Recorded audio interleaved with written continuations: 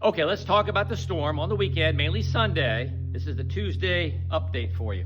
We issued a weather impact alert all day Sunday. Yes, the snow could break out. Well, we'll break out Saturday night, but mainly it's the Sunday snow. Accumulating snow, yes, potentially high impact.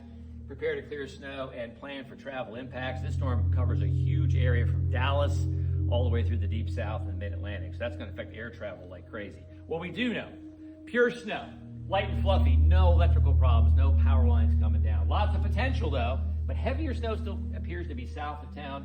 The exact track, we don't know. And then that kind of parlays into, we don't know how far north the real heavy band of snow is going to get, but everybody's going to see some snow this weekend. Here's the European model. This is the most aggressive. This is a Saturday afternoon. Look at the snow back in Tennessee. Look at the ice in Dallas.